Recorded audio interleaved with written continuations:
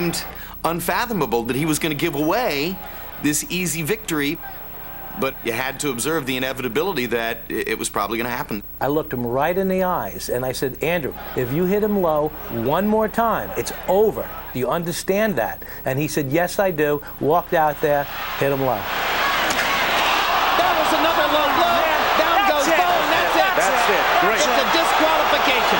It's time to someone that understands that you're going to have to keep the rules in this business. And now there's a fight in the ring that's been started by some of Bowe's handlers who went after Lou Duva, and somebody's going to get hurt in there. I remember a guy from Bowe's camp jumping into the mix and started to tomahawk Golota. I wasn't going in there to hit Golota until I felt like I was assaulted. And there are more people trying to go in. And Don't do it. Don't do it. Don't do it. Don't do it. They'll stop it. Don't. Get back. Go back where you'll see the tongue. Get them back. My microphone got knocked off my head. Don't do it, son. Don't do There's that. danger all over the place here. This is a very desperate situation. Lou Duva's in trouble.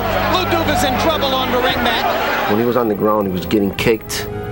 He was getting punched. 70-year-old man, he was helpless. First thing I thought is, oh my God, Lou's died in there, right in the middle of all this craziness in the ring, but he clearly wasn't conscious.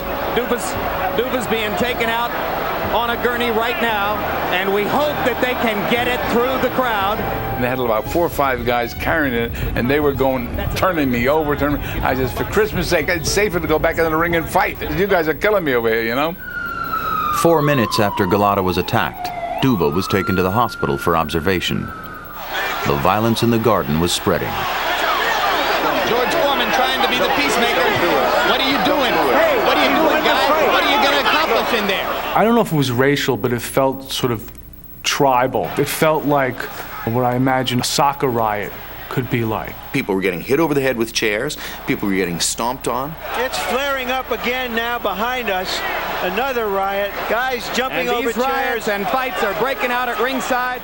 At that point, I realized, well, if I stay here, I'm not going to be able to report much longer because this whole setup is bound to come apart. And I just dumped off my headset and ran up one section in Madison Square Gardens to deliver a little bit broader perspective on what was going on. And I've never been involved in a more personally terrifying situation than that one. This ring has been stormed by thugs and hooligans. Obviously, emotions were flowing high on both sides. You expect that in a matter of a minute or two, the powers that be are going to get it organized and cleared up. Well, there were no powers that be, were there? Well, it was the desire of Madison Square Garden to provide their own security. And of course, since it's a private arena, unless you're invited in, you can't be there. In the beginning, there was no security at all. There was a couple of guys in their 60s trying to stop guys in their 20s.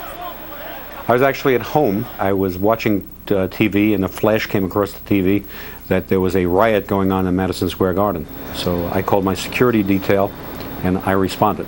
Some 15 minutes after Golota was attacked, Safer's security force finally arrived. It was worse than I thought it would be, and my biggest concern was that we had not been notified in a timely manner. Order was restored some 23 minutes after the fight ended. Ross Greenberg, producing from the truck, said to me, okay, I think we've covered this. Offer whatever personal comment you want to make, and then take us off the air. Something about that phrase just triggered the recognition. By the way, I've got a teenage daughter in here somewhere. I'm going to go find her. That became the personal comment. Situation. Myself, I got a 16-year-old daughter in here somewhere, and I'm looking to be sure that she's safe. This morning, the New York police summoned Bowe's manager to this precinct headquarters a block from the Garden. He was ordered to review the videotapes and identify anybody from Bowe's camp involved in the fighting. I remember just being so personally angry with Golota that, I went into the ring and screamed at him.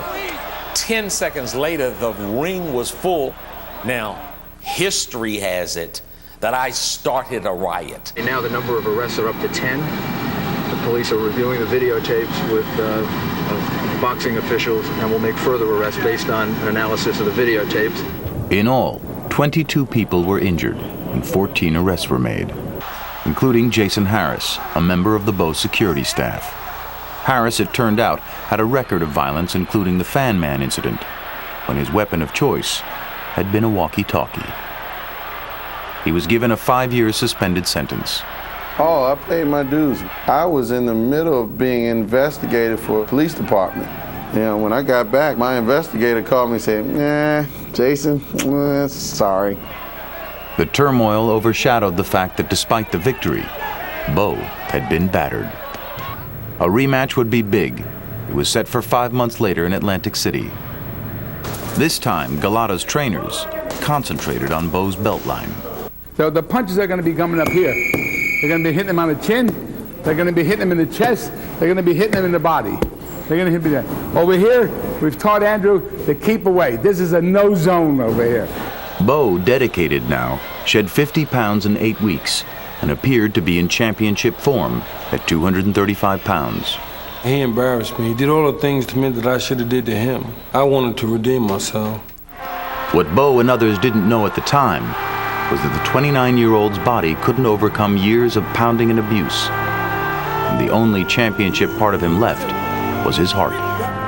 From the opening bell, he looked lethargic in the ring. But it soon became apparent that he was a spent force.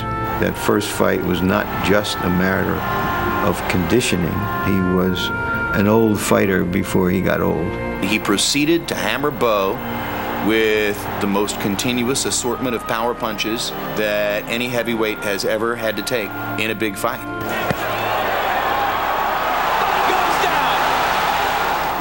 All the courage that Riddick had shown against Holyfield in the first fight, here it was again, as he was taking ridiculous punishment all around the ring from pillar to post, sometimes landing back.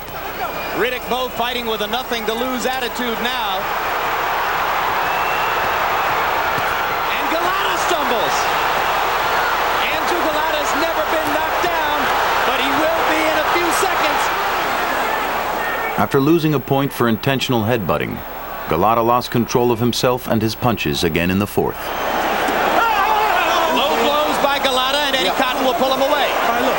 That's your first warning for low blows. All right, look. That's your first low for low blows. Your first one, no more, okay? Come on. A fighter who simply cannot stop himself from throwing low blows. Disbelief. I couldn't believe I was seeing the same thing again. I want all straight punches. And goddamn it, step the jab in. No more body punches. You gotta go to the head with this guy. Uppercuts and go to the head with this guy.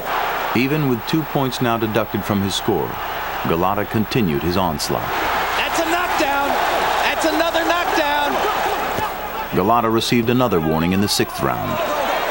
And now Eddie Cotton's going to warn Golota for rabbit punching. Late in the 9th round, he went back to it again. And the last two was a combination way below the belt. Low blows, and down goes Bowe again. Yeah, that's it. He's calling the fight over. He's disqualified Golota again. He was willing to fight hands down, but because he's an idiot, he got himself disqualified. He didn't want to be there.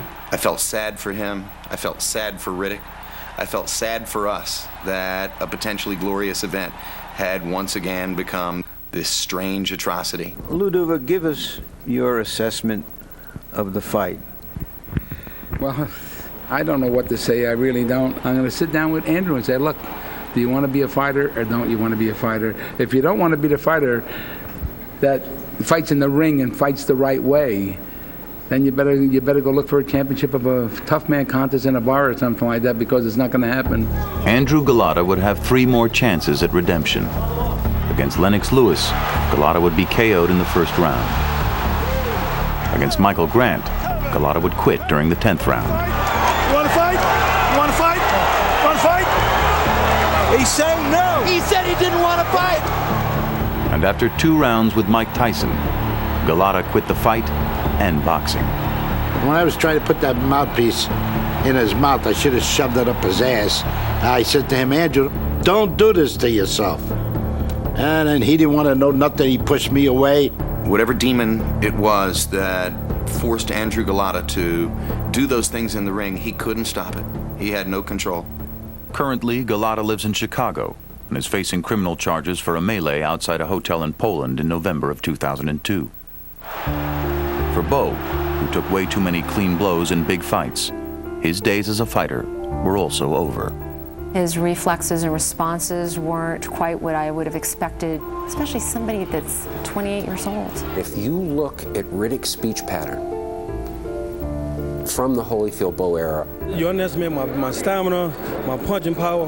You know, Bert Cooper knocked Evander Fell in the rope, I knocked him down. To the Bowe Golota era, it's totally different. I mean, you look at it like this in his eyes, Golota's somewhat, you know, fresh. He hasn't had as many fights, so therefore he don't get his time. But as soon as fatigue set in a little bit, that's when he started hitting me low.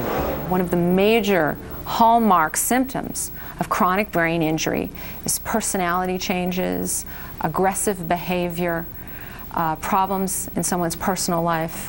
1 month after the second Golota fiasco, Bowe made a strange decision. Well, I'm not retiring, and I'm not going to announce my next fight until after I do something else.